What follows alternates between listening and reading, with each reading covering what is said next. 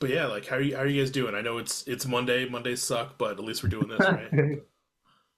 No, I mean we're just back from our week on the road, and I think we're still kind of coming back from Hmm. that a little Yeah. bit. Taking a week off of work, kind of for all of us to varying degrees. So it's been like, okay, we're back at it again. But man, it was quite the week. It It was was, quite the yeah. week to be Hell on the yeah. road. Yeah. Well, I'm stoked to chat about it. I know that first time out on the road is always can be make or break sometimes. So thankfully, the three of you are still here sitting Yeah, we're down in still front we're of Yeah. me. still sitting in the same room. Isn't that something? Yeah. Do you guys have any questions before we get started? I think we're good. I think we should give it a try. Yeah, let's All go. right. My only question for you, and it's the infamous question: do you have any unopened beverages that you'd like to participate in the opening crack with?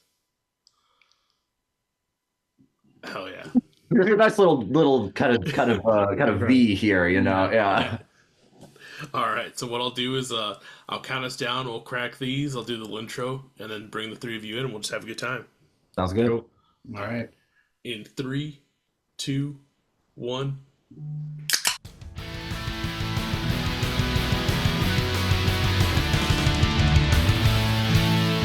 Welcome to the Beers with Bands podcast with your host, Michael Torres.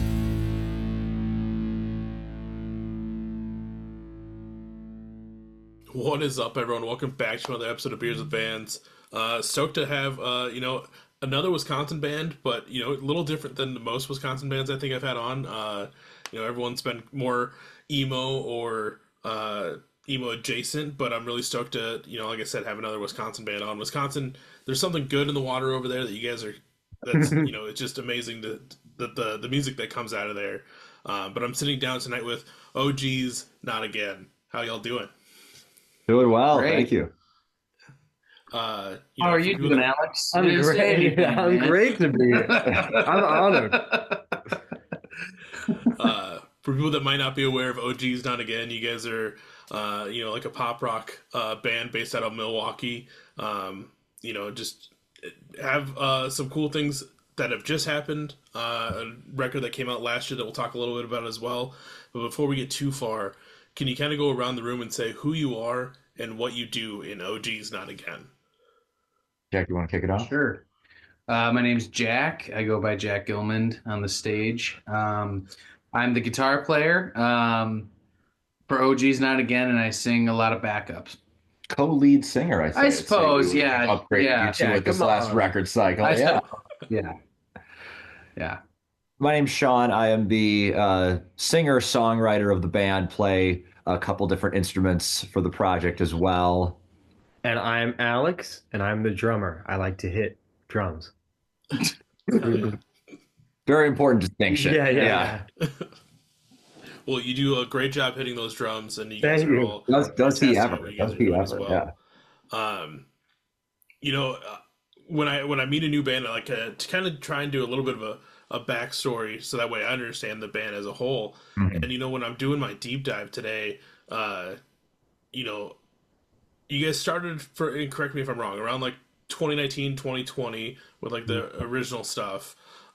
But you guys have been cranking out a lot of stuff in that time. Yeah. Yeah. How many Uh, hours did you dedicate to the deep dive? I think I should have like planned like a week ahead and like just done Yeah, a right. day something every day. But like I was very impressed with the amount of stuff you guys have out, because there's bands that have been around that I know that have been around I think longer than you guys that have less material out. So it's very commendable that you guys have put all that stuff out. Like that's impressive.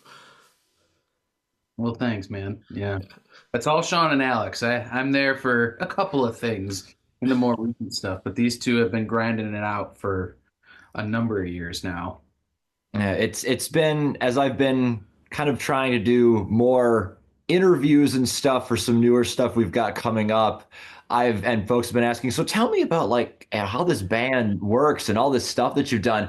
And I've just kind of realized, man, we have taken the long road whenever possible. It feels like, where it's just like we're gonna do as much as we can, and it's gonna be the most convoluted thing, but eventually it gets to where it's going. So throughout all the stuff that you heard, I hope that you saw a progression through Yeah. it more than anything else. Of like it starts over here and now it's over here. And like there's it didn't go like this, but it went like that, all things considered. Yeah. Yeah, and that's something I really love about doing the deep dives is just watching that, or I guess like hearing the progression happen for a band and going from like their first stuff to like what they're doing now. It's just seeing the growth that everyone does is just Mhm. so amazing to kind of watch from the side as like you're preparing for one of these. It's always so great. Yeah. Was there something in particular that you saw in all that stuff that you listened to that you were like, what was that? Or how was this? Well, I wanted to talk a little bit real quick about some of the early stuff. I think it Yeah. was like from the Heart mixtape specifically, because that in like the little excerpt in Bandcamp it says that was written. You guys worked on that weekly Yes. to Yes. coincide with a show. I wasn't familiar with like what it Yeah. was in the description. Like, can you tell me a little bit more about like how that came about and like why you decided to like kind of do it in that order? Sure. So this kind of goes back to kind of the origins of the band too, or the project before it was even a band. Um, to go way back to kind of pre OG is Not Again when Jack and I were in another band called Before Nitrogen, Mhm. and that project was pretty short-lived, kind of all things considered. There was a lot of run up to it, but it was a band for about a year and a half or so. And during that time, I was trying to kind of find my way in the Milwaukee scene. Like I've lived in Milwaukee my whole life. I went out of state for college, but to come back and try to be like, I'm gonna start a band, and it's gonna be the biggest band in Milwaukee was kind of the initial thought of it. And so Jack and I started Before Nitrogen, and I think as we did more and more of that, I kind of started to see just like not only learn more about the scene but also kind of see where the ceiling was on it in a lot of cases in the Milwaukee scene, where folks would get to a certain level and it just felt like there was a ceiling that they couldn't break through to get any bigger than that. And to be honest, it was kind of demoralizing to me, kind of in that moment where I was like, man, I don't see kind of where we're going with this anymore. And I started by the end of 2019, I was like, I need a new project, just something to kind of keep my mind on something And else. then COVID happened. And well, we'll get to that in a second. We'll get to that in a second. But I had uncovered kind of this old childhood love of cartoons and animation, and by the end of that year, and I was like, I want to do a project that's based in that. I don't know what the project is going to be, but it's going to be based in that. And so I started this channel, and on a whim, it was just kind of like, oh, gee, is another project. Oh, geez, not again. Here it is. So, And and I do love that because yeah. like I had a feeling that that's probably like a little backhanded like comment of like Oh, the people that yeah. have going through that cycle of just oh geez not again and then naming your band that too like Mhm. that I was really tongue in cheek and I loved that. So that's where the project started. And again, I didn't know if it was going to be a music project or what it was going to be. I just wanted to engage in that kind of fandom, basically. And I started just making these little edits to these shows that I liked, and it didn't take long for me to think like maybe there's like a music component to this, and we started doing more and more stuff in that space. And it was just me; it was just a solo project. I didn't tell anybody like that I was Yeah, doing any of because I this. think we ended Before Nitrogen in like December or Of January of of 2019 slash 2020, I think. 2020. We were still playing shows, but once COVID happened, Before Nitrogen was very much Yeah, kind of a live band. There was not a lot of online component. There yeah. wasn't a lot of recorded music ever made. And Because so, I yeah. know I remember now, it's just crazy being like, it's been already like 5 years. There was a long period of time where Sean and I didn't play any music together or Yeah. do anything. And, that was totally fine. And what I find so funny is that the first time he had reached out to me about this, he goes, "Hey, Jack, I wrote like 36 songs. Yeah. From like since the last time I had talked to you about music. Here's like 9 of them. Can you just tell me what you think?" And I listened to them and I really liked a number of them. And I kind of gave him my feedback on that. And he goes, okay, great. Well, would you want to start a new project? And I was like, well, maybe like, what's it going to entail? And he goes, well, I think this is just going to be something fun that we do. It won't be very serious like our last band or anything like that. Well, little did we know, like a couple months later, like the whole project, we'd find a niche audience, and it just went crazy. And now it's way more serious than the last project. And It's it was funny how that happens. So the early days of the project, it was all about basing stuff around these shows because there was an audience that I'd kind of found in there through doing different content with the shows, be it like reaction content or, you know, other kind of memes that I would post around there.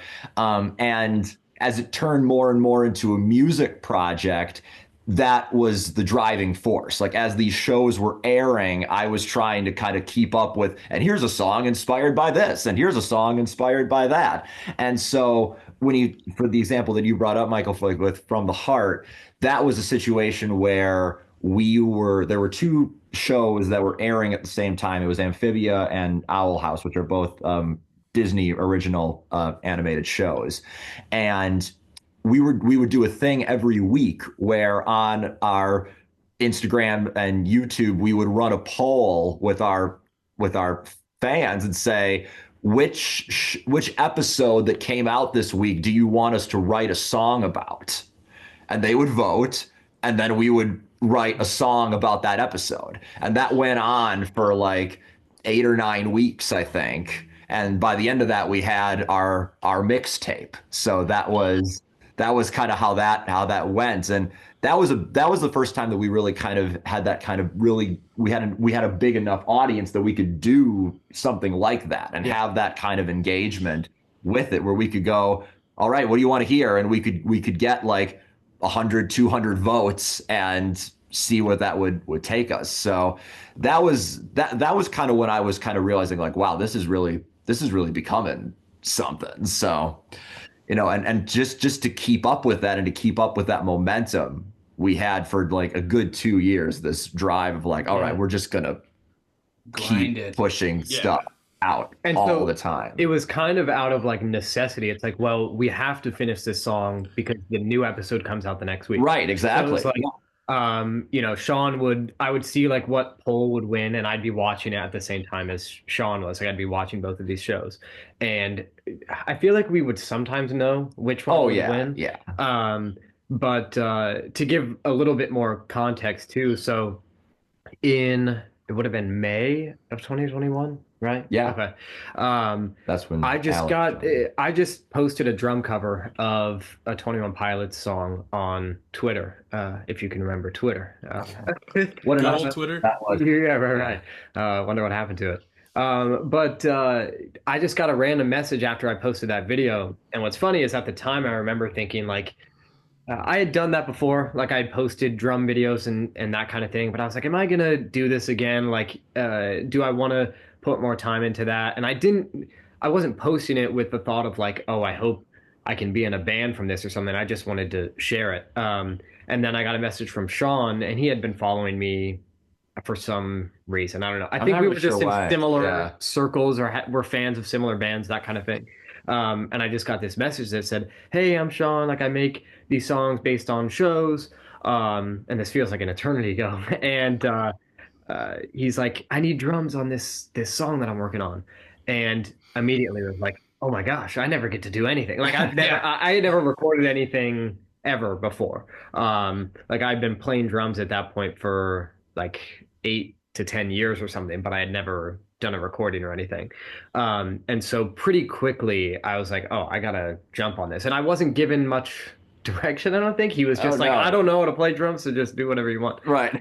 So that ended up happening. So I did drums for that song, and then and that's called Summer Shoes. And it was a super rough record. I think I recorded it like off my phone or something like that. And it's like, it doesn't, you know, the actual recording doesn't sound good, but the spirit's there. And then about a month later, he messaged me again. He says, hey, I got another song. he came to me. I was like, okay, let's do it. And then a month later, it was again. And then that kind of just like kept happening to the point where it was like, yeah, you want to just be in the band. Right. I'm like, yeah, I guess it kind of makes sense at this point. And so by the time that you're talking about From the Heart, uh, yeah, at that point we were just go, go, go. Like Yeah. I don't think Sean or I, especially Sean, really slept in for like, I don't know, like a year. Because it was like, Yeah. I think it's telling too, like there was one point in like 2021 or 2022 when we had a couple of these little like mixtapes Yeah, and albums, yeah. whatever out that we were practicing for like a festival show. And they're like, well, what about this song? And I'm like, what song? Right. And they're like, Trouble Prone. And It's I was like, Never heard of her, yeah. And they're like, on the Amphibia album that we did like a year ago. And I'm like, even he can't sure. keep Yeah, up. I mean, it was just like I couldn't even keep up. It just goes to show how much music was put out. And the funny thing is like that's not one of my favorite songs that we play live. But it's just like there were so many times they're like, "What about this song?" And I'm like, "I've never heard of that song." They're like, Yeah. "We played it for you," and I'm like, "I'm sure you did." But Yeah, got to go to the book to just like find it. And Truly. Yeah. Like, oh, let me look up the chords on YouTube. yeah, no, Right. like, Oh he my posts gosh. all the chords like in the description of the songs on YouTube. Half because people were asking for them, and half because I knew I would never remember them otherwise if they weren't somewhere public that I could access. Right. Yeah. that is all very crazy. I'd love like a couple points, like the how you talked about like you felt like everyone in the scene was kind of hitting that glass ceiling. Yeah. And I feel like I'm from Iowa originally, and like I felt the same way with our scene that we had that was really solid in like 2010 to like 2014, where it was just like everyone was like getting to a point where like we were out either on the road trying things, but like no one was like getting over that hurdle. And like it's crazy when you're like in the scene and you're part of it, and you see that hurdle and you're like, no one's getting past this for whatever reason. But then seeing like friends, like bands die out because people move different places and everything, but then you see people's like next iteration of bands, and those ones are getting like over that hurdle and getting further and like doing way better, where you guys kind of had the same thing where like you hit the ground kind of running with this one and gained all that momentum, like with the following and everything that you were able to build, and like just to see where it's like progressed to now, like it's got to be pretty crazy, like outside looking in, right? Yeah, I think it definitely helped that we were able to not be limited to like Milwaukee, Wisconsin, for region. example. Yeah, Yeah. it was just like online, there's so many people from, all ship out shirts that people order to the UK or Germany or something like that. And it's like building this collective fan base online from people in all different sorts of places is just nuts, because it's the same thing that we've experienced in this last week. Yeah, I mean, geez, it was like, I'm sorry, Alex. No, I need to step on your. No, you're good. here. But no, I was just gonna say that like meeting these people in person, then of people that we just know as their usernames, is like is surreal, because we've known them for like 2-3 years, and they're Sorry. no, go. You tell the It's so funny because it was literally like we were playing in Columbus this week, and there's this kid that's sitting there with his dad, like, he's got our flag, right? So like you could tell he like brought some stuff for us to sign, and we're like, oh, sweet. So we go over to talk to him. We're like, hey man, how's it going? What's your name? And he goes, oh, I'm Cody or whatever. I think it was Colin. Colin. A lot of C names. There what? Yeah, A lot of C names. Chris, Colby, Colin, Cody. Yeah. Anyway, so this is Colin. C names are big fans of Oh Geeez, not exactly. That's what But he we learned on tour. He goes, oh, I'm Colin. Nice to meet you. Oh, where are you from? Well, I just drove 8 hours from Philly to come see you. And we're like, what? And he goes, yeah, well, my screen name on your Discord is Gallant Calamity. And we're like, oh, yeah. to you for like the last like year and a half. He's like one of our most active members, Yeah. And it was like we just kept saying like it's so cool to put a face to the screen name. Yeah. Like that's super cool. And what I was gonna say prior to that is, just talking about the momentum of the band and all that. In our old project, we were happy to get more than 1,000 streams on a song. Yeah. And it's crazy now where like if we don't get like 1,000 streams on a new release within like the first like 12 hours, we're like, what the heck is going on? You know what I mean? And like that sort of leap is crazy to me to like look back on like old like Spotify Wrapped and stuff like that, like just year over year, project to project. It's really really cool. Yeah. No, yeah, that's amazing because like yeah, I saw some of these numbers even on Maker, which hasn't even been out a full year. Like some of these numbers are really amazing to see. Like you know, a lot of the people I talk to, no shade to them, obviously, because I love everything that they're putting out. But like, I don't see those numbers a lot when I'm like going through some of these bands. Which, like, again, nothing to knock them. Obviously, you guys have found like this perfect like online following, and I think one thing that's kind of helped too, sense with a lot of these bands, you know, it's like 2020. I think helped a lot of bands that were doing stuff and staying active because people had nowhere to go but the internet. And then Discord's become such a big thing. Like you guys obviously have it and are communicating with your followers all the time.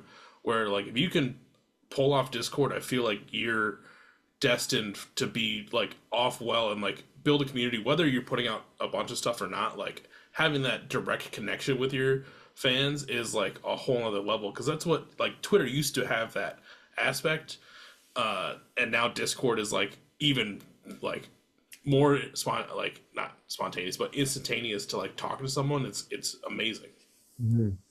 Yeah exactly. It's been a really cool tool and just like a cool way for us to really engage with the hardcore fans. Yeah, I mean, just hosting like our little album pre-release, right? They listened to, they got to hear it like a week before, right? And it was just for the people on the Discord, right? And they just thought that was just so cool. And we had finished it like a couple hours beforehand. Oh yeah, it was literally like print, that's like another thing. Export, bounce. Like, come on. That's another thing, Michael, is that like in addition to us having made all of that music in 2021 through to 2022 and continue to this day, by virtue of that and how quickly we were doing it, our deadlines were always down to the wire, where it was just like, all right, this is coming out in 5 days. I really hope it gets on Spotify in that time. So, you know, but I think we've always kind of done it that way. We kind of have to. Yeah. Like I don't think we really know any other way. This new song is the earliest we've definitely ever submitted anything. Oh yeah. And so I feel weird about it. I'm like, wow, it's not coming out in like 3 days. And so the other thing that I didn't even mention is, so I'm from Columbus, Ohio. So part of the reason why we went there on tour. So I'm doing everything remotely. So I come here to play shows and just fly in to, you know, film a video, that kind of thing. But I think that's the other great thing just about how Sean was able to connect with me. And like, you know, otherwise, if we didn't have the internet, if I didn't post that cover, there's no way I would have ever known about you guys. And so it feels very like full circle. The fact that like the fans know of us through that online community, but also I know about the band through that. So yeah, while we're doing all these things and putting out a song every week, Sean and I would get on a call like pretty much every night for like, you know, an hour every night. Alex, who are you talking to on the phone? Yeah, exactly. Just this guy I met from Milwaukee. And I think that it took a minute, I think, for even everyone in my family to be like, oh, this is like an actual thing that you're doing. Because at first it was just like, oh, he's playing drums occasionally on a couple songs. But yeah, it took a minute where I was like, oh, now I'm like flying there to play. Yeah, I remember the first time I picked you up in the car from the airport, and you're like, yeah, my mom's like, so you're just going to a random guy's house in Milwaukee. She's like, have you talked to him before? I was like, oh, for like 5 minutes. 5 minutes, it's fun. He seems chill. Yeah. And that's kind of why, you know, and there's two things to kind of tie into that too, where, you know, Michael, you said like, oh, we're a Milwaukee band, and yeah, we are. We're from Milwaukee, and our home base is Milwaukee, but we are a band of the internet more than any geographic region, which has been very much a blessing to us, but also kind of hard to kind of talk about once you try to move into looking for what your scene is, because like you said, the bands that you talk to from Wisconsin, they are more on that emo side or on that garage rock side or something like that. And hardcore. Our stuff doesn't slot into that scene as well because we don't really come from that scene. We come from the fandom scene, the internet scene, and there's something.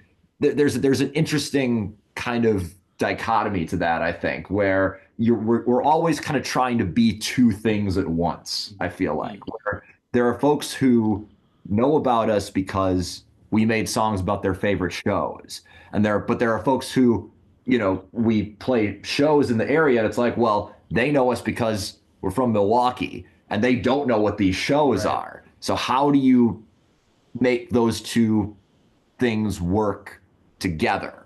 Is always a question that we're trying to figure out. Yeah.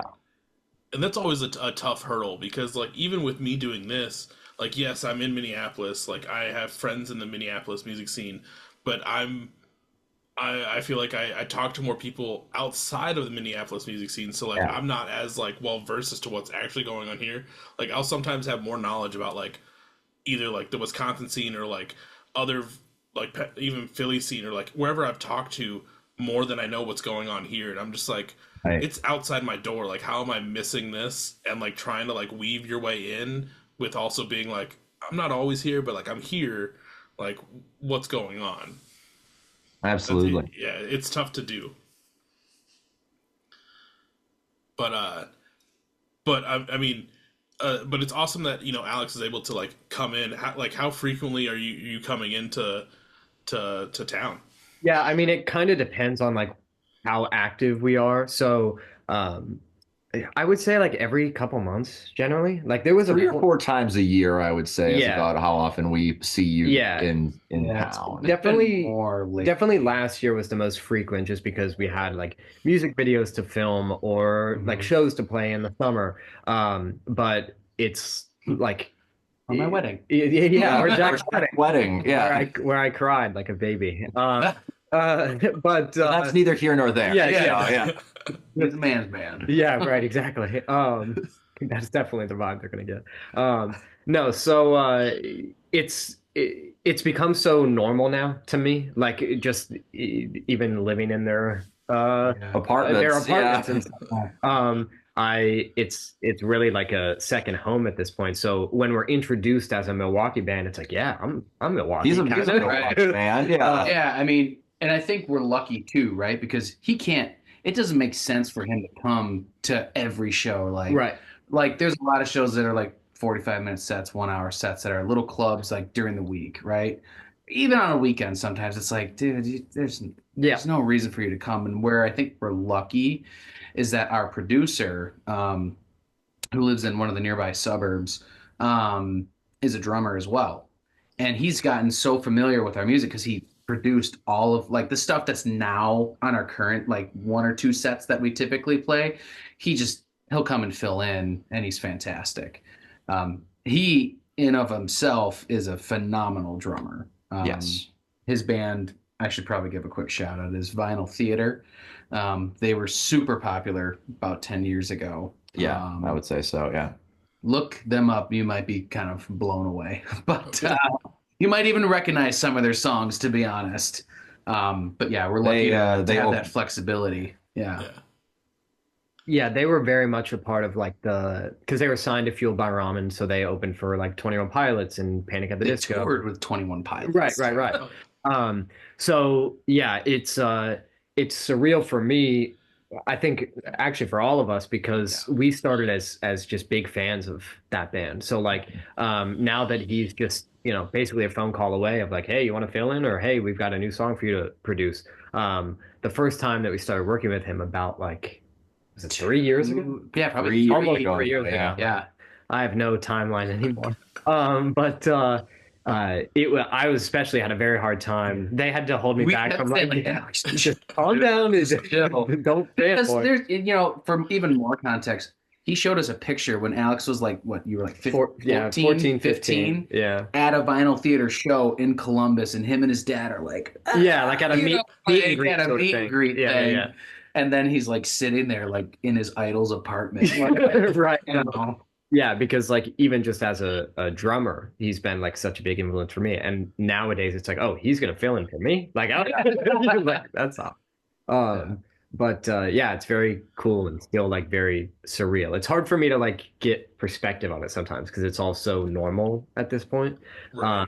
But the whole situation, even to be like sitting here doing this, I'm like, how did I end up here exactly? Right. Like, I'm not sure. It's all about the journey. Exactly. It's all about the expedition. That's what we. Yeah, That's what we the do. music's about. Yeah. You know, I feel like that's a great segue talking about the journey. Yeah. Because, you know, your latest release, which came out in September of last year, was Map Maker, which takes us on a journey throughout the entire record.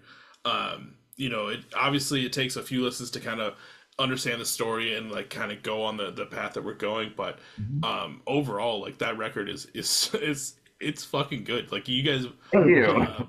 when you hit me up and I checked it out, I was very blown away as to like how big of a sound like the three of you guys are making and like how it's coming out. You know, also like, you know, shout out to your producer, but like it sounds like stuff that I would be hearing on like the radio. Wow. Thank like, you. It's very solid stuff. And I do have to say we have a kind of a floating fourth member Right. who couldn't be here today, and he has kind of requested to be more of an on-stage member. But Joe Ludwig on the bass coming in to do special the bass sauce. part. He's the special sauce. That's right. You always got to have a special sauce up your sleeve there, and that's Joe Ludwig for us. So he is our fourth He's our fourth member. Yeah. He might say he's in. He might say he's unofficial, but fourth. I don't care what Yeah. he has to And say. again, it's just one of those crazy coincidences because he just filmed a music video for us for a song called Eyes on You. Yeah, back in And- 2022. Yeah, and then we were like, oh, he plays bass. And then it's like, hey, you want to play bass for a show? And then it was like, hey, you want to play bass on the album? You know? Yeah. So yeah. So it has all come together in cool ways. But yeah, we're very glad to have him on. For me, especially, just as the drummer, I'm like, yeah, rhythm section, let's go. To have someone to bounce off of. But yeah. But yeah, it's a great record. It's crazy to me how you guys mentioned where it was basically fully done a week, like finished a week before. Yeah. Yeah. It was Yeah. I think it was even like what we got it in like an It was like hour maybe- before like the we last wanted to- submission time that Yeah, we yeah, needed yeah. it to like release because like the song "Real World" Oh, on gosh, yeah. on the album, which is one of my favorites. Yeah.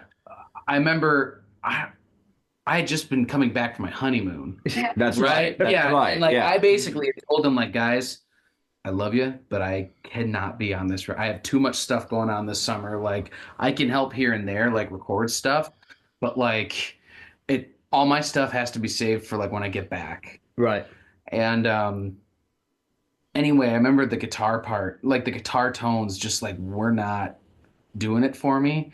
And it was like we were like pulling our hair out like 2 a.m, like the night it was supposed to be submitted. Like, I need to get this right. And I think we spent what, like It was a 4 long to time. 5, maybe even 6 hours No, just like doctoring it was all together. it was so we went to Nick's to like do the final like mixes on everything. And I said to Jack, like, I'm gonna be there at like, 7:30, I think it was, or something like that nature, and like we'll be there till about maybe 10:30, and we'll get the record done. And we walked out of there at 2 a.m, 2 and it was or 3, just yeah. like because we had so much that we wanted to tweak at the end there. I think Nick's And- girlfriend was about ready to he was mad at us. Yeah. Yeah, and it's funny too because like I'm obviously just joining like on FaceTime or whatever, and so I'm hearing all this stuff, and I'm up till 2 or 3 at the same time, and I'm just like, this is shockingly normal. Like for us Yeah. doing this at this Yeah. hour, like it seemed a little too good to be true to be like, oh, we'll just wrap this up. Yeah. Like Should have that- known better. Yeah, Yeah. but- That always happens, even with this most recent single. It happens. Oh yeah, You're like like, we I'm just gonna come in and just tweak a couple Yeah, things. So then 5 hours hours later, later. yeah. I'm sorry, I've re-recorded all the guitars and Han's got a new bass track. Yeah. yeah. Sorry. Yeah, you sort of know if Jack comes in and he's like, "We need to change the guitar tone." I'm kind of a wrecking ball that No, way. no, no, Yeah. no. It's. I think we're better off for it though. You know. So I think running these sort of like marathons to finish things, at that point you really kind of you definitely have like sort of demoitis still in that stage where it's like I've lost all perspective. Like I don't even know if Yeah. it's good anymore. So that's why again to play the album for the more like diehard fans a week early, it was like, okay, It's we good. did it. We Yeah, finished we did it. Like And, that. and this is why I also appreciate you saying that it's like almost like it's like of radio quality because we put hours and hours and hours into it and probably do not put enough time that we probably should into it. So it makes me I mean to be honest, like after every recording or every album, whatever, we're like, all right, next time. Next time we won't Next do time we're gonna give ourselves months. Yeah. And then this then- thing we're being pretty okay. This Alex said it. This is the well, let's not get ahead of ourselves. We'll talk about Think Fast in a minute. But yeah. But yeah, but you know, it just it takes good ears and a lot of dedicated people that really care about the quality of the sound, right? Yes. And Nick especially like being able to work under that sort of pressure and time I feel like so bad for him no sometimes, literally though. yeah. When he'll send us a mix and we have like a page of notes or whatever and he's like yeah and then it's like okay I'll like try to get a mix in the next day or whatever. Like I don't know how we would function otherwise. I think any other producer mixer or whatever would be like you're done. Like yeah.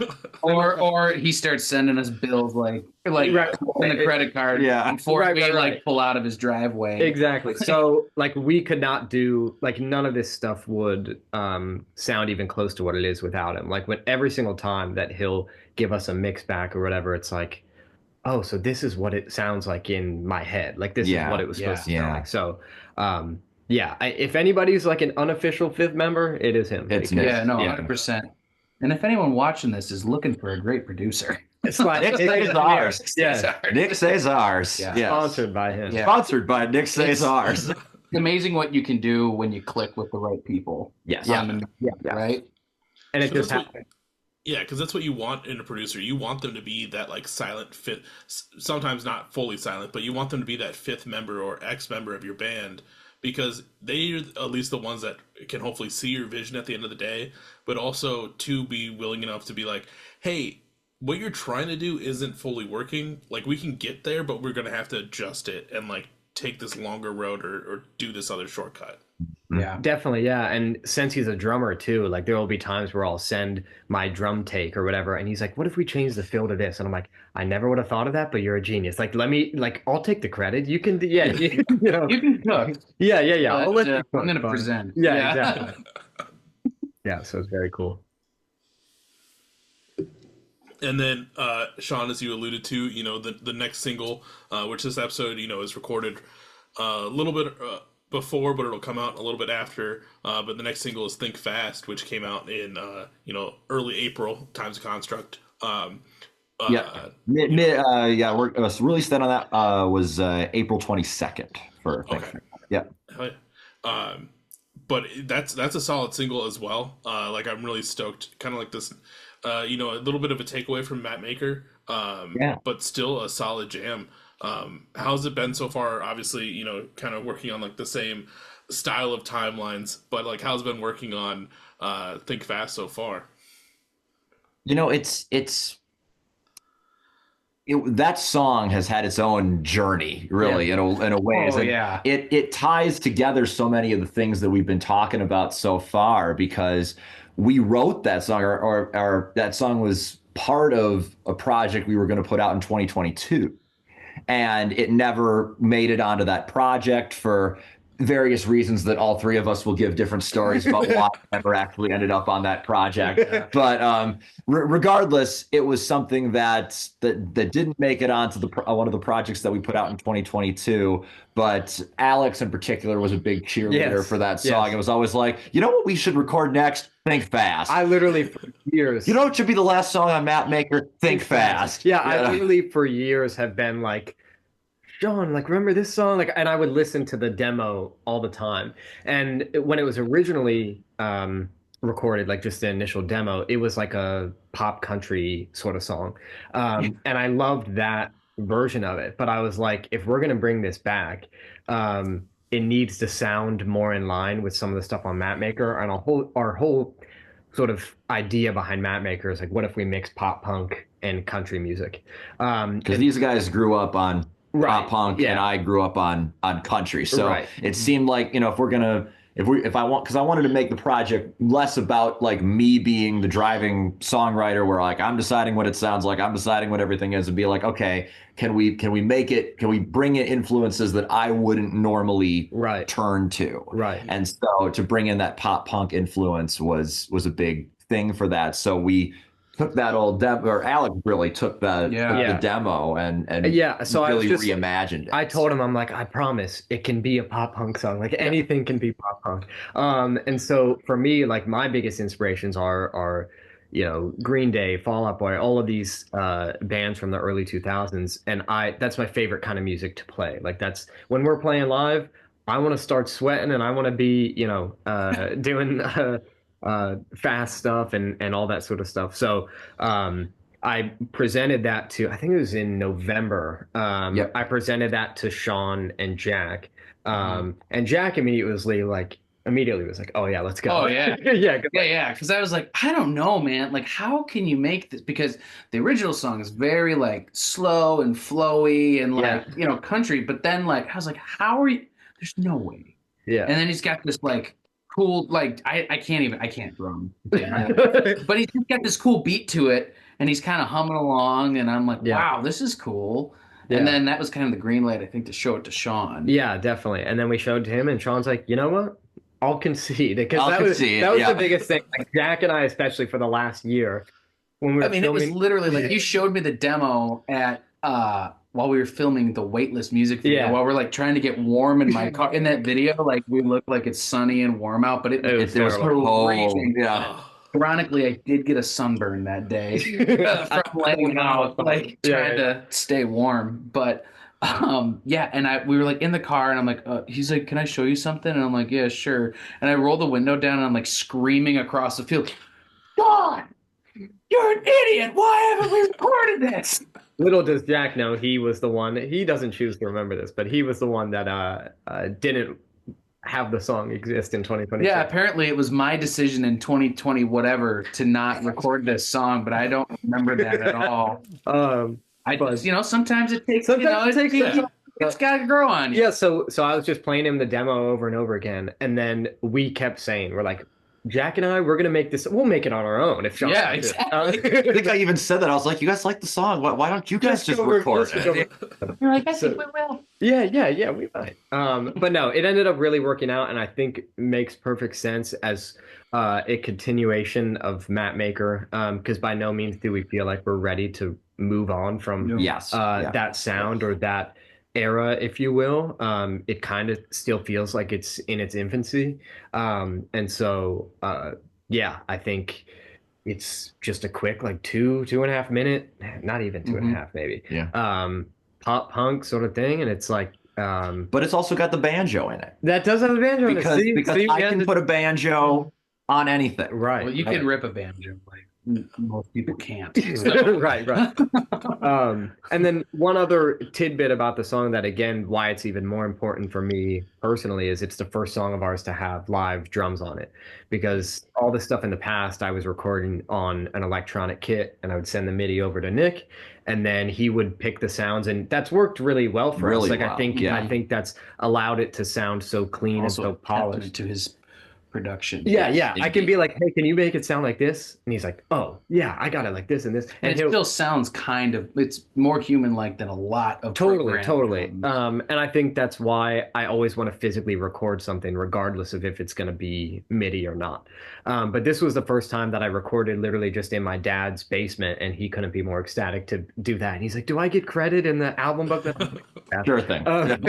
And so for me, like, the first time doing that was so cool, and then getting to hear that, I think just helps add to the energy of this song. I don't know if we can ever go back to Nick refuses. So. Yeah, Nick does refuse. He's a big champion of this, so of the live drums, obviously. So yeah, for me, this is like the most ownership that I personally have felt like over a song. So I'm like, okay, let's go. Dude, hell yeah. Obviously, this one's been on the cutting room floor for a couple years, and now it's seeing the light of day. Yeah. Which kind of surprised me to hear that anything has made it on the cutting room floor. Like, what else are we missing out on? Yeah, These last 5 years. not much. No, There's not much. I mean, we really were operating at a model of like if we start it, we're gonna finish it and we're gonna release it. Yeah. There was nothing much that really had any work done on it that didn't end up coming out. But I think that what is interesting here is that it Think Fast, even though it's such a short song, it's such a quick song, it feels like there's so much of the band and all of its different components and all of its different eras really built in here, where it combines that, oh, it's inspired by a TV show, but it also works in this map maker universe, and it combines that, it's got the banjo on it, but it's got Alex playing like real drums on it, and it's this punk, the pop punk sound, and it all seems to have all kind of coalesced in this one song. And I think that makes it really special for us as a band. And I think something that we can really push out and say, like, this, if you want to know what an Oh Geeez Not Again song is going to sound like, this going forward, or at least for this current era in the map maker cycle, forever. This is what it's like. Yeah, if it was up to Drag, every single song is going to be pop punk till the end of time. Which, hey, I wouldn't be mad at. Yeah, see? But We're real sorry, buddy. no, it is cool, because I think that it is such a good, I think along with a couple other songs on Map Maker, the title track, Real World, Departure, definitely are I think the best representations of us as a band. Yeah. Just in terms of songwriting, but then also, again, people being able to apply this to their favorite show, or whatever, maybe their favorite game, whatever it may be. Yeah, it's all serendipitous almost. Yeah. I think to me the biggest testament to is the song good or not is how much fun is it to play on stage. Yeah. And it's funny because Think Fast, I was still, even at release, I'm like, I don't know. Like, I could go either way with like this song. Like, I like it, but are there things that I think could be better? And then the second we played it for the first time in last week in Murfreesboro, Tennessee, it was so fun, and I made like a million mistakes, but I didn't care, and the crowd didn't care, and it was just like it was just as fun as like Real World. There was like some energy about it doing it live that just felt so good. I was like, yep, this is top 3 like song for me now to play live. So I think I'm really excited about it. Yeah. And I hope people are liking it as well. Yeah, I hope so too, because it's a solid track. I'm sure the numbers will hopefully go past 1,000 way faster than just overnight. That would be great. Obviously, this is coming out. That single drops in April, but like, is there anything else planned for this year that we might? So much. So much. Oh my gosh. Take a drink. Yeah. Take a drink. Yeah.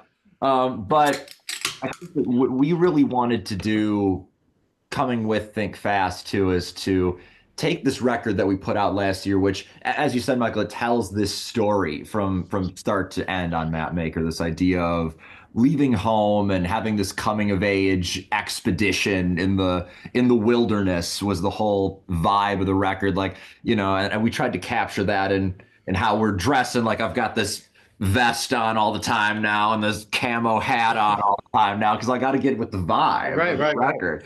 And we started to think, or at least I kind of started to think as the songwriter, of like, how can we take that story and keep that as the central focus as we move forward, but add new components to it. So with Think Fast is a song about finding someone that you really, really gel with, and that is that they're going to be by your side.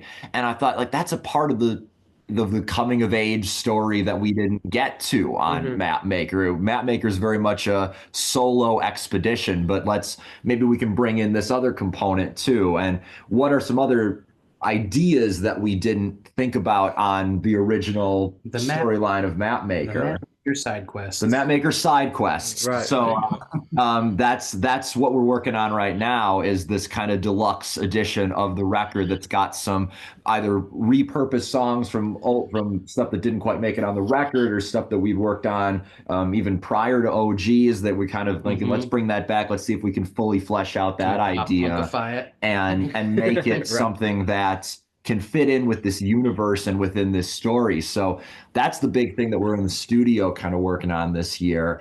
But more than anything in 2025, and I knew this going into 2025, and I knew it just as we were making Map Makers, that I wanted this year to be the year that we played shows.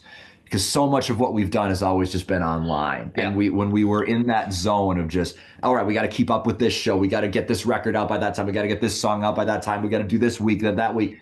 There was no time almost ever for us to get on stage. And the stage show is something that I think all three of us, all of our favorite bands are people that we look up to as like they put on a great show. And so we wanted to be able to put on a show like that too, that tells that same story too. And that brings that Map Maker story to the stage. And us going on tour for the first time as we're recording this last week was a big step towards that. And as we look ahead to summer, I've got a lot of irons in the fire there, where we're trying to get shows going for the summer, and then in the fall looking at, can we get back to Columbus, can we get to some more cities, can we get to Indianapolis, can we get to Missouri or Philadelphia or something like that, or Minneapolis especially. I've got folks in Minneapolis who I know are really looking forward to getting to see us. So just, can we take this on the road, can we be the live band for the first time in our career as Oh Geeez Not Again. That's really the biggest thing for me. And I really, if we don't get to do something like this ever again, can we get to a point where we felt like, what, we brought it to the stage, we did the thing, we brought it to the people. So that's the biggest thing that I'm looking forward to for the rest of the year, is just, how often can we get on the stage? Well, hopefully it's a lot of times, hopefully, like you said, you come to Minneapolis, I get to see, what the stage performance is like, and getting to see Map Maker live. I hope it, really turns into this whole snowball effect for you guys for this year, of just like, okay, you've had this taste of being on the road, which I want to talk about more here in a little bit, but, you get this taste of it, and then, you just keep going out as much as you can, as much, and as, I had another word in there, but it's the same exact word, as much as you can this year, and like just keep progressing on that, because like, it's such a good drug being on the road, and just like getting to be in different cities and like doing your thing. Like that's the thing I miss most, and also just being in the van, like fucking around with your best friends. That's golden times. But I hope you guys get plenty of those moments this year, especially with the deluxe, and more people get to see this and find you that way, and not just from like the returning fans that are already used to you, but like building that outside space of going to a different city and having people come up to you for the first time, building that relationship too. Like, I hope all of that happens and keeps happening from here. Absolutely. Thank you. So I mean, we kind of heard it there, obviously. Everyone, if you haven't listened to it already, listen to Map Maker, listen to Think Fast, be ready for the deluxe version and stuff like that. Before we start to transition, is there anything that I might have missed between Oh Geeez Not Again, Map Maker, Think Fast, that you want the people to know about? I think that I just kind of want to say one more time that I think the biggest through line for our band in the music that we make is that it's always about a story. Like, that's always the biggest thing for me, whether that was when we were writing about someone else's story and trying to kind of add to these TV shows in a sense and say like, all right, well, you've seen the episode. Now, like, here's like a piece of music to go along with it. Like, it was always about trying to capture a story in music. And with Map Maker, that was the first time that we got to tell our own story in a sense, where it was like, I want this to be something that you can relate to a piece of media that you might like, but I want it to equally be as relatable to an experience that you've had personally, and to be the storyteller for the first time with Map Maker was something that, you know, I really took to heart, and something that I really hope comes across in everything we do from here on out, beyond just, you know, is it a pop punk song? Is it a country song, or what is it? Does it tell a story? And that to me is the thing that I always want to have at the forefront. I mean, that's why you end do. almost all of our shows saying, go forth and share your story. Yeah. You know? Or remind everyone, you know, hey, we just told you our story. Your story matters too. Like, yeah, we want to hear from you too. And, you know, that's the whole thing, right? Is like, oh yeah, everyone has a story, and it's important, right, to get it out there. And we hope people can relate to that with our music. And I think our whole intention, like when making this last album and every album, is that we want it to feel, even just based on our influences, bigger than just a collection of songs we threw together. I don't think we can really help ourselves. I don't think we could just write like, oh, let's write this song about this thing, or write this. Like, it has to feel like a connective, collective thing. Even seeing this past week on the tour, people coming up with the vinyl in their hands or the CD in their hands. That is something for me personally that I told them. I'm like, guys, we're putting this on vinyl. Like, I don't care, you know, what it takes. I need it to happen, because just as a collector myself, that was such an important thing. And so to see it even in person, and to see even just the artwork, which we are so lucky to have, just incredible, incredible fans of ours that have always helped with artwork in every way, whether that's like the album covers themselves, the single covers, T-shirt designs, tour shirts, all Grace and Megan and Riley and Pets, all of those folks, who have, you know, done this for us. Not also like, not just because we said, oh, we'll pay you this much, but because they like what we do, and they want to do this for us, you know, and not just for a fee. You know, that means so much to me too. Yeah, because those are the folks who like who get what you're going for too. They're not just, you know, being like, well, I think they might like this. Here it is. It's like, well, no, this is the vibe, and I know what the vibe is because I've heard the music, and that's so important. Like, I love that. You can go to our Spotify and see these album covers, for example, and that alone sort of tells a story and sort of gives you an idea of the whole vibe of it and everything. And so, yeah, that's just something I wanted to mention, because I think that's such a big piece of the story that we're always trying to tell. Yeah, I love that it's, you know, they're not just fans, they're part of it too. But yes, all good things all around. Like, you know, everyone, like I said, go listen to Map Maker, listen to everything. There's a lot to listen to. If you can, pace yourself. It's gonna take a while. Yourself. If you start at the beginning, I promise it gets so much better. It really does. But I also don't say it's bad. But I also don't want to acknowledge. You know, have to acknowledge that there are folks who love the early stuff, and that will always be their favorite stuff. So like, there's something for everybody out there. Yeah, and even yesterday, Sean and I were playing like in a little acoustic live stream thing, and people were requesting these songs from 2, 3, 4 years ago. And I'm like, you know, Sean starts playing the guitar, and I'm like, ooh, like, I don't know if I remember this song. And so it's very cool to have people that still have such emotional attachment and almost nostalgia at this point for those older songs. Well, we knew it was serious when I won't name names, but one of our OG fans got tattooed lyrics. And we were like, Excuse me? Yeah. That's when we knew we were like, okay, we have something here. This is crazy. Yeah. So that's dedication to get something tattooed on you. Something from a band. Like I've almost done it a few different times. I haven't done it. It'll probably happen this year for few different bands. But like to take that leap for someone and like that Yeah. means a lot. Yeah. Yeah. So we love our fans very dearly, and it's just been so cool to meet them, and we're excited to meet more of them in the future. And thank God for the internet for connecting. Yeah. For getting us all connected with these folks. And Yeah. Yeah, and bands say it all the time. Oh, we love our fans or whatever. And it's like I hope they realize when we meet them that we are probably more excited to meet them. Yeah.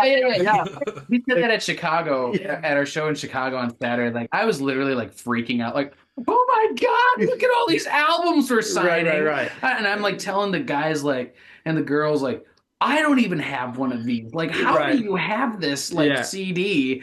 And we're signing it and all this stuff. And Alex is like, Jack, you need to calm down. This is way cooler for you than it is for them. Right. And I'm like, you're probably right. Right, but like it's such a big reason too why we like having fans get so involved. Whether that's just through the Discord or whether that's through artwork or whatever they may do. We want to actually like involve them as much as we can. Yeah.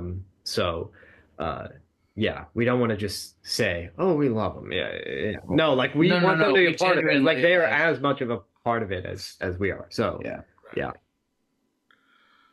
Well, we're gonna start to talk about some more fun stuff from you guys' tour because I'm sure that we've just only graced the surface so far. But before we get there, this is obviously Beers with Fans. You don't have to be drinking on these episodes because I'll definitely do that for you. But I know the three of you have some beverages in front of you on this fine Monday. What are you all drinking tonight? I got a Prime Modelo with my Modelo. I didn't realize you coordinated. Modelo time, baby. Yeah. Dang, I need a Michelob Ultra shirt. Right. Specifically for this. Sponsor us. I'm a big fan. Right. I'm a very big fan. If they're watching Michelob people. Oh yeah. I have I only drink water. Right. I never got into anything else, and I don't. And at this point, like I'm just like, this is my thing. Like stay hydrated. Stay hydrated. That's the moral of the story. He's like the straightest straight edge without even like trying to be a straight edge. Yeah, It's weird. No, it was never like it's a not goal weird. of It's mine. not weird at all. It's But just like, you know what? I don't need it. I don't need it. There was no intention. Are you sure you don't want this? It's like, I'm good. Right. Free drink ticket, give it to Jack. Yeah, that's always how it goes. It's funny. Although Alex, you're hitting pretty hard on it, I have to say. Nashville especially. I mean, what else? Yeah. On tour, it's a whole different game. But for this episode, I did some good old hams. Very nice. From the land of sky blue waters. Had some friends in town over the weekend, and surprisingly, we didn't finish the entire case. So I was lucky to have some hams left for this episode. So shout out to those dudes. But now we're gonna get into my favorite part of the episodes, where we kind of talk about some fun stories from you guys' time music. Obviously, like we've been talking about this entire time, you just went on your first official tour. First one for Oh Geeez, not again, but also first one for each one of you individually. Yes. Yeah. Okay. It's always a big moment to go on the road with your friends. Like I think my first run was like a 3-day run with us in a van. We went like Chicago, Columbus, Iowa City. Nice. And like those, I still miss that. Like there's times where I'll think about that exact weekend because it's so iconic and so memorable. How, like, obviously you guys had a lot of fun times. Like, what are some of these great moments that you guys had on your first run? Boy, it was I think this was also interesting because this was the first time, this was the longest that we've been together as a collective. Because again, being so based online, we could do so much of this stuff without, almost even ever seeing each other half the time. We talk between each other a lot, but, being in the same space and going on stage and doing shows and traveling around, like that would only happen, a couple times a year. Yeah. And so to kind of all be in the same space, I really didn't know what to expect. And I think we really, in terms of experiences, like we ran the gamut on Oh, this week. Like Yeah, we yeah. really did. I have to tell you, not a very wild bunch. No. Right. I don't know. I am sometimes downtown Milwaukee, Right. and maybe on a rooftop in Nashville. Right. But no, we. Trying to think, like, what was? Well, we didn't really do much wild stuff. Well, to be honest. I don't think we need to talk about necessarily this need to be wild stuff, but like, I remember like we get down to Columbus, and this is the first time, and Alex's family was so like nice, like when that band comes down to Columbus, they're gonna stay with us, like we're gonna put them up in the house, and it's gonna be great. And so like we got to see, Alex's hometown, and we got to meet his family, and kind of see all this stuff that was so important to him, and that made Columbus, I think, a really important part of this. And like for me personally, that was like the whole centerpiece of the kind of one of the big reasons why we were even doing it, because it was like, we need to play Columbus. We know we need to, because it's been a long time. And like I was telling Sean too, like I think this like little mini tour that we did, this is really the only time that I feel like we could have done it. I think if we tried to do this a year ago, tried to do it the year before, I don't think it, and whether that's like the actual music itself, like I think our set now is super strong. It's so strong. But then also I think last year, like me being here much more often, like I'm kind of used to it at this point. So right. They're kind of used to me invading their home. Yeah. Should I share with him my highlights that I texted you guys last night? Well, I don't know if it's. I don't know. I don't know if it was actually happening. So here's the thing. So you know how I said like they're not really a wild bunch? Well, Joe unfortunately wasn't able to join us on tour for the week because some stuff happened with work or whatever. He was able to join us in Chicago. Yes. And so last night I was telling them like, hey, I finally got like an actual good night's sleep. I'm not like the human embodiment of this plastic crab that we found in Indiana. On the beach at Indiana Dunes. And so I just wanted to share with them some highlights. How long were you writing this, Jack? Like 10 minutes. 10 minutes. It's like a novel. So for context, you got to remember that Joe, our bass player, wasn't here. Was not here for any of the tour aside from Chicago, and we dearly missed him. But so Jack created an alternative narrative where Joe was the whole time. So if you'll just let me, just humor me. Go on your journey, Jack. Yeah.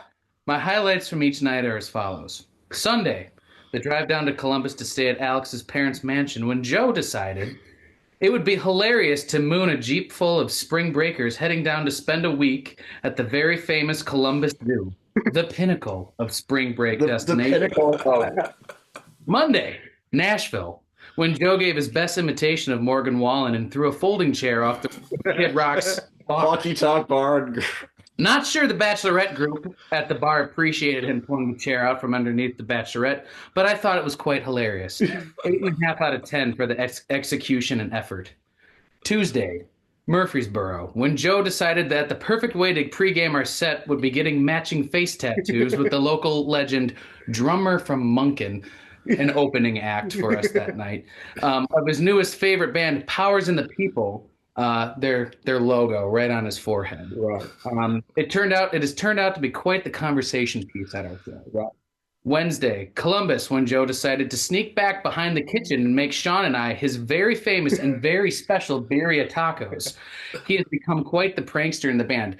What actually happened in real life at Columbus, we ate the tacos at the place we were playing at. We got food poisoning.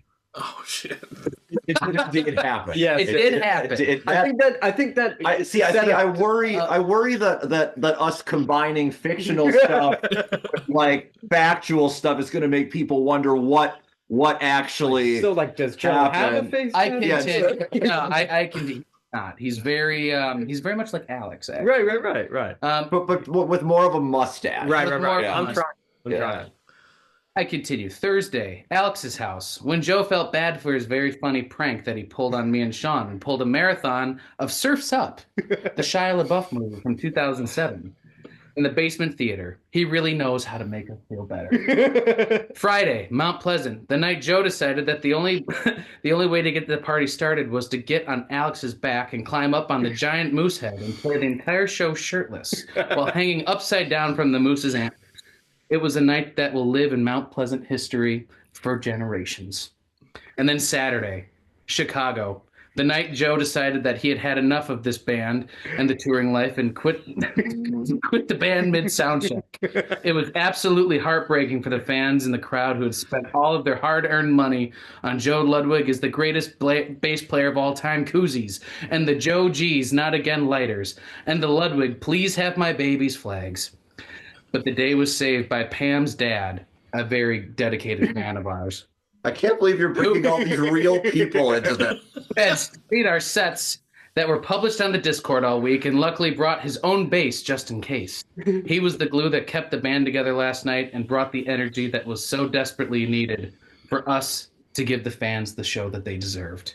This is going to make one hell of a documentary, folks, and I'm just glad it's part of it. Yeah, so none of that happened. Quite the opposite. Right. But, I would say, well, when he sent that, I was like, this is the funniest thing ever. Because, like, yeah, as far as, like, stories we could tell, it's like, well, we had some great shows. They got food poisoning. Marked a bit of a turning point. and that was it. Yeah. You say we're not very wild. You were pretty tired, this whole second I was, half. because I couldn't sleep. Right.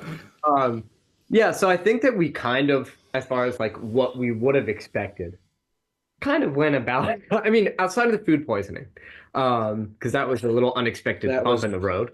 I will say I was so relieved that someone else had it too, and it wasn't Right. coming down with some crazy illness. Yeah, so, like, just to give you the actual story. So we're playing Columbus.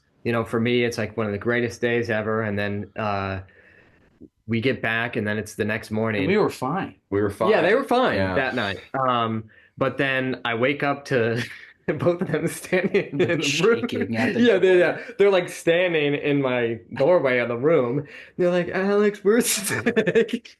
So like, Mom, we threw up. So it's like 10:30 in the morning, and I'm like, what is happening? Like, I feel great. And so I immediately like get them. Thank goodness, like this is our off day. Keep in mind in Columbus, because otherwise we would have canceled. That'd be kind of it. So I get them their little medicine, take care of my kids, and then pretty much the rest of the day, like I forget they're even in the house, like because they're just in their own worlds. Yeah, doing their thing, throwing up, and I'm just like working because I work remotely, and so thankfully I was able to do that. But like, pretty much any plans we had for our amazing off day in Columbus, Ohio, did not come to fruition. But I think that leading up to that, like the Nashville show, the Columbus show, like I don't think we could have asked for better. I think throughout this whole tour, we could have asked for better shows in a lot of ways. Chicago the other night. But it definitely was an interesting turn where it was like, ooh, this is, hard to recover from that. Well, not even that it's hard to recover from, but it's just that it's a reminder of like, this is hard work. This isn't just like, oh, we're on vacation. Like, no, you gotta get up and you gotta get on the road and you gotta pack everything up again. And you gotta unload it. And you gotta, go to Chicago and walk, 4 blocks to get your stuff into the venue. People are like, hey, we're playing tonight, and you're like carrying like 50 pounds of gear each. Right. Yeah. And, but that's the name of the game, and it is what it is. And I think that that's something that I knew we were going to have to grapple with, like while we were out there, just like, all right, guys, like, we haven't had to do this before. Yeah. But if we want to, keep doing this, this is what we have to do. I mean, you don't have to get food poisoning. You don't have to get food poisoning every time. Yeah, sure. But just to kind of, really think about that. And that's not to say that it was all bad. Of course it wasn't. Like we had a bunch of, great times out there. Oh, totally. But I think that's really that's the essence of tour is just like, yeah, you're gonna have some high highs, you're gonna have some low lows. And if you wanna be that kind of band, then you gotta be ready for it. And you Yeah. better like the people you're traveling with. Yes. Right. Yeah. And I think that something that was really put into perspective for me is like the shows feel like such a small piece Yeah. of it. You know, they're They're, like they're 30, an 40. island. That is like, Yeah. honest to God, that is like the sweet release. No, yeah, totally. The 'Cause whole it's like, thing, because it's like finally we can have fun. Oh my God. yeah, and like, oh, this is the reason why we just drove like 6 hours today, and like, Yeah. you know, you kind of forget that. Like I was telling Jack after Chicago, I'm like, I keep forgetting that we're not like going to an Airbnb after and just doing this again. Like I keep thinking this is just my life now. Yeah. It's so funny how, because we've followed bands for all of our lives, and you hear all these stories about like, well, you forget where you are, and like, you don't know what day it is, you don't know what this, and like even just having a week on the road, it was funny by the end of that where I was just like, yeah, I'm already starting to kind of feel that. I already feel like, yeah, if we did this for another week, by the end of it, I would have no idea what was going on anymore. Yeah. Me and Alex were like, yeah, we could play music every night, probably for the rest of our lives, but this traveling bullshit, excuse me. I don't know if we can swear or not, sorry, but this travel, it's for the birds, dude. Like, no thanks. Like, yeah, and I think well, even Sean and I, when we got back to his apartment, we were like, did that week just even happen? Like, what is, like, it felt so like, oh, this is normally what we do. Right. Normally I'm in your apartment and we play our one show or whatever. But it just was it's all still kind of like a blur. And even like recounting some of this stuff, it's like, wait, yeah, which city were we in when this thing happened? Or which Airbnb was yeah, this? who knows? Maybe that big tome that Jack read us just a few minutes ago, maybe that all did happen.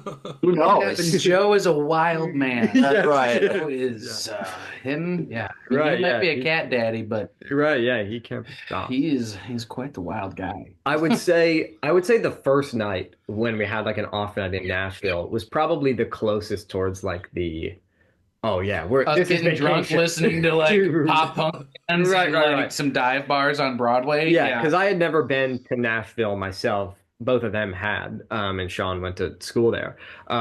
But so for me, it was just like let's go to Kid Rock's bar. Let's go to where else did we go? I don't Tootsie's and like and then a couple of sidebars and stuff. Yeah. And then we ended up watching this cover band that we were like in love with. How long do you think it was, Sean? Oh, you probably have a better way to gauge. You were there for an hour at least. Yeah. And I just kept throwing 20s in yeah, like play Teenagers by My Chem. Play Green Day. Play Fall Out Boy. Play. Yeah. So that to me was like, this is vacation. And then it was kind of nice to have like Columbus as like a home base and still very surreal for me because I'm like, wait, you guys don't belong here. Like this, my worlds are not supposed to. You can come to Milwaukee, but like it doesn't go this Columbus. way. Yeah. Let's that. I think the tacos are proof of that. Yeah, really. Columbus doesn't want us. Yeah. Right. But no, I think that I'm just so grateful that we had my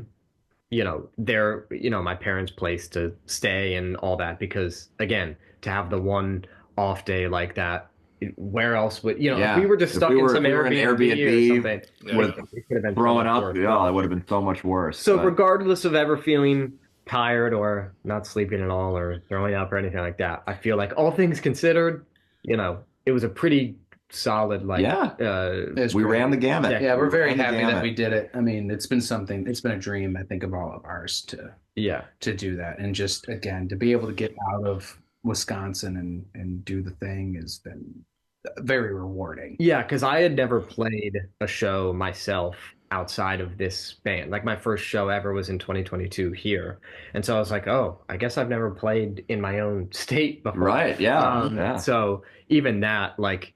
The whole thing when Sean initially had the idea of this was like, we just want to be able to say that we did it. Like we just, regardless of if anybody knows us or something. So that was the biggest, most rewarding part too, is that every single city having different people come up to us, knowing us through Spotify or have known us for years or that sort of thing. Whatever it may be. It's like, that's the part that like take everything else away. Like that's nuts. Like Yes, that's yes. crazy. So um yeah, it made all of it And worth it. thank God we have the support systems that we do. Because, like, Yeah. not only from like your parents and your family Yeah. and my wife, but like even like people like today, I'm at work and my bosses are like, "How was it?" You know, Yeah, like, yeah. and I'm like, "Oh man," like, and I just like blabbed for like half an hour to them, being like, "It was so awesome! Like all these people came and like Yeah. whatever," and just to see them be like, "Wow, dude, that is so awesome!" Like having that sort of support has been really really great. You Yeah, know? because there's a different connotation to like, oh, we went on tour versus like, oh, we played a show, you know? Yeah. And like I personally work in the music industry. I work in music marketing. So when I was telling every artist like, oh yeah, my band's going on tour, they're like, oh, well, forget about work. You like do your thing or whatever, which was fun because they were all just so excited about it. So yeah, I'm very grateful that like the fact that this could even work, like the fact that this Hmm. is even possible, is very cool. Well, Mike, I'm sorry that we've kind of turned what should have been like the fun story time section into the like, pouring out our heart Emotional section hour. here. No, that's totally fine too. Like these sections can go however they go, but it's awesome just to hear like your guys' first takes on like how it went and everything like that. Like obviously, aside from the food poisoning, it sounds like it was a pretty great time. Like I remember one time I was talking to someone and I was like, I don't really have like any crazy stories from tour. Like it was just a lot of sitting in the van and then like we play a show and then sit in the van for another 8 hours. And they kind of told me and they're like, if you don't have anything that super sticks out of being crazy, that just means like tour went right. It went the way it was Right. supposed to. Yeah, I mean, I guess so. Yeah. So Yeah. Again, if there was yeah, one day to get the food poisoning, have it be the off day. Like we could right. still the fact that we even did all these, we're able to play all these Mhm. shows. Like we're so used to just doing a 1 hour set and then I fly home or whatever it may be and then call it there. 5 months later, he's Yeah, back. I'm back. And then, Yeah. Um, and so I think even just playing in Columbus and being like, wow, 24 hours ago we were playing the same song. Like, Yeah. Yeah. I think it helped me appreciate, and I think probably all of us just playing these songs, so many different times. Like that part never gets old. And to see the energy from different crowds and how different cities respond to certain things, it's very rewarding. Well, Alex, speaking of like rewarding moments, I know we've kind of been gushing about you guys' first tour and all the things that have come with that. But even aside from that, I still like to leave all these episodes on a high note. Not to say that none of that was not a high note. Sometimes I hear some really crazy stories, and I'm like, oh, we have to like cheer this up before I get Right.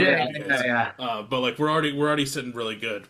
But I just want to ask like my infamous question before we fully end to the three of you is from your time in Oh Geeez, Not Again, what has been like the one, or they can be a couple moments too, but like that stick out to you as like your favorite moments that you've experienced so far?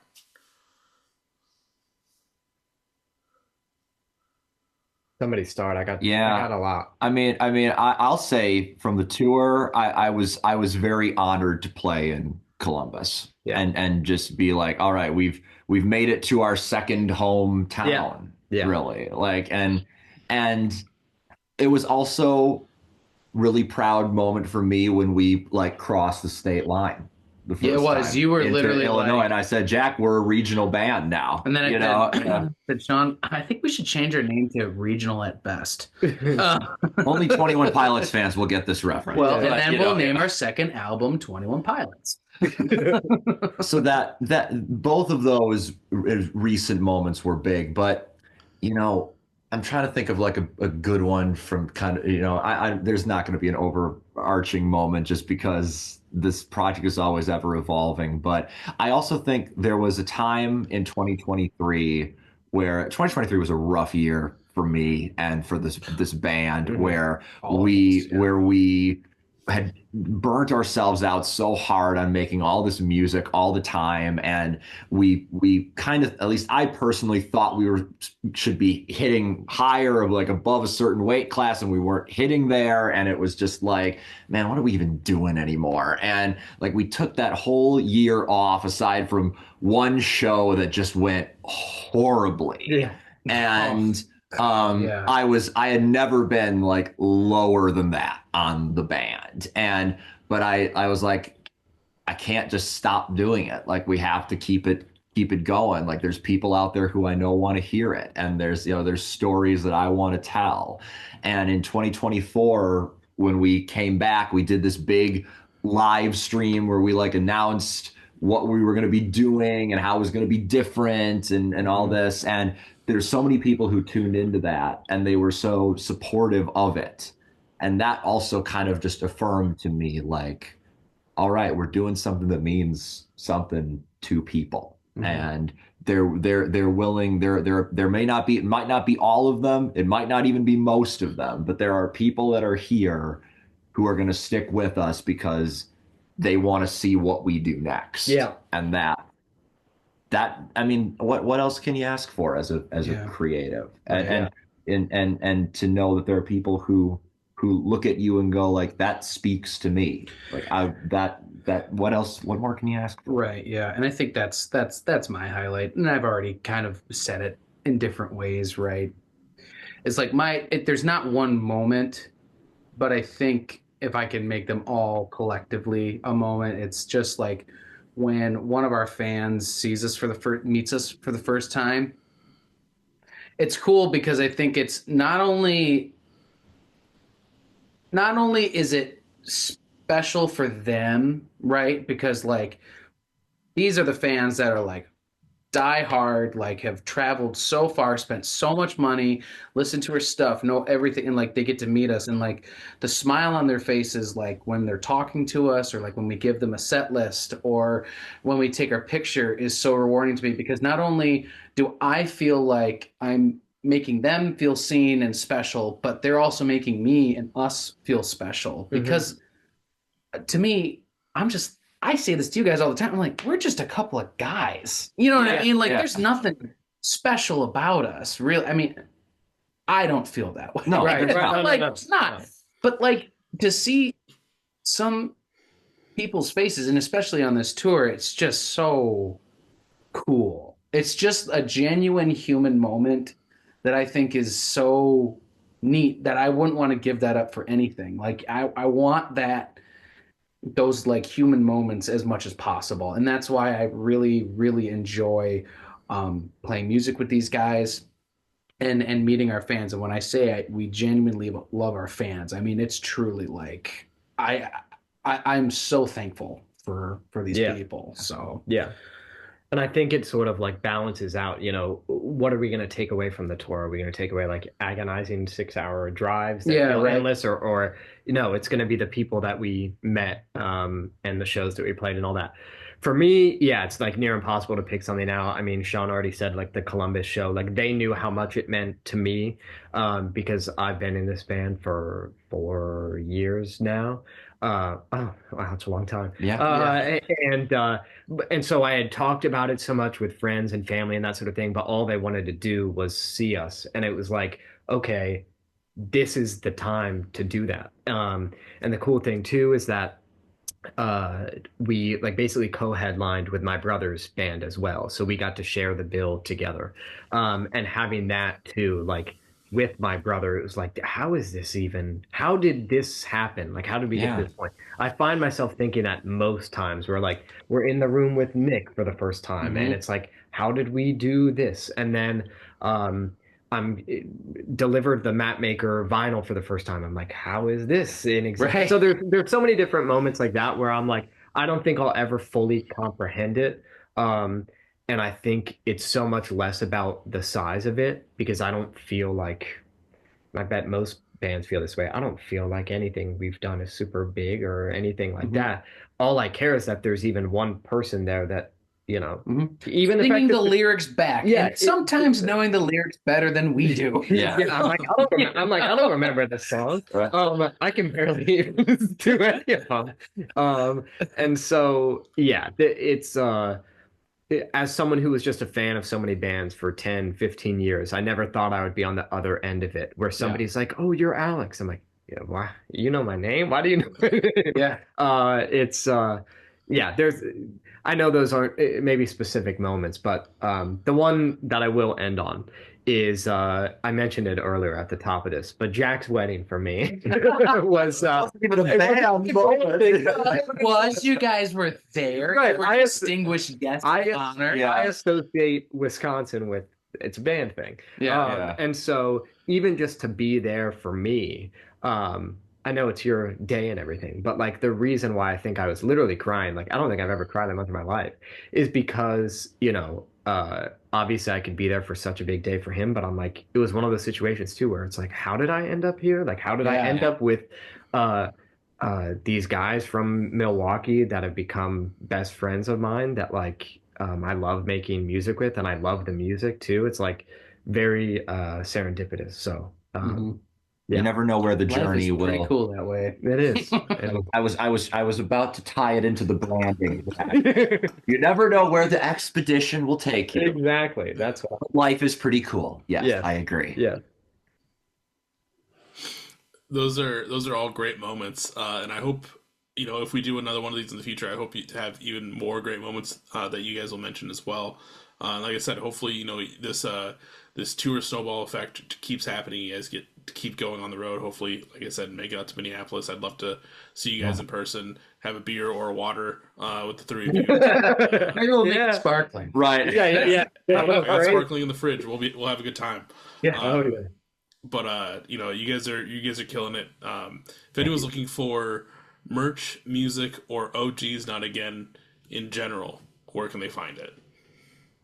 Alex, you're the guy. for All right. this. You can either go on our website, ohgeezNotAgain.com. That should be the. And this is so important. This is so important. Yes, please say. It was a mistake that I made, but I have doubled down on it Exactly. so hard now that it cannot be done any other way. Oh Geez is spelled with 3 E's. Yeah. If you spell it with 2 E's, you are never going to find us. Right, yeah, you'll just find Rick and Morty. You'll just find Rick and Morty clips. Yep, that's all you're gonna get. Yeah. You're never gonna find us. So when you are looking for these things, always remember, oh geez. Right. Not again. Geez. Yeah. Yeah. So ohgeezNotAgain.com. That's got 3 E's in it. Don't you forget it. Or you can follow us everywhere at Oh Geeez Not Again. That's OHGEEEZNOTAGAIN. Good job. Good job. Yeah, Twitter. Not Twitter. Do we even get on there? I haven't posted up. in a Okay, long never mind. time. We on this guy? Yeah, we are. That's how I found mine. Wow. Yeah. There you Yeah. go. Well, I'm not, so I don't know. Instagram, TikTok, all the places. Facebook, YouTube, Lemonade, all the maybe. streaming services. Yeah. Yeah, Tidal. and I do want to do a quick point too. Also, on your guys' YouTube, Sean and Alex do a thing called the discussion table, where you guys kind of break down different records. So definitely something for people to check out. I know you've done a few different 21 Pilots albums, and a few other. There was one. I know you did one recently, and then I'm trying to remember the one that was right Alessia before. Cara we did Yeah. recently, and Alex's favorite record Yes, this year. yes, So it is. if you want to hear him gush about Yeah. some pop R&B, Yeah, look up that Alessia Yeah, watch Cara. me basically have therapy. There. Right. Yeah, it's a great hour and a half. If you need time to come. But basically, depending on where you found this episode, whether it's Facebook, Instagram, Twitter, Threads, Blue Sky, or you watched the YouTube version and got to see their lovely faces like I did tonight, check the hyperlinks down below. Make sure you follow them on all the socials. Be ready for the possible Matt Maker deluxe version, new singles, new songs, new music videos, hopefully upcoming tour dates. Go get a copy of the vinyl if you haven't already. I'm sure most of the people listening will have it already. But go get yourself another copy. It's always good to have 2. Frame 1. Oh, play the that's other one. right. You got multiple rooms. Yeah, 'cause we probably. got multiple rooms. Yeah. In your bathroom, for all I care. Yeah. Once they're gone too. So it's like That's right. Yeah. But please buy them. But one last big thank you to Jack, Sean, and Alex for taking the time out of your Monday to sit down with me and talk about your band. Yeah, thank you Thank for you. having Thank us you. so much. Yeah. Of course, this was a great time.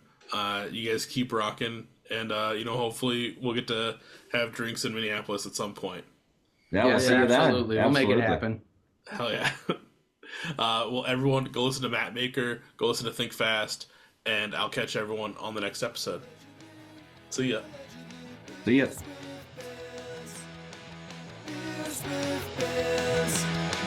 Beers with Bears.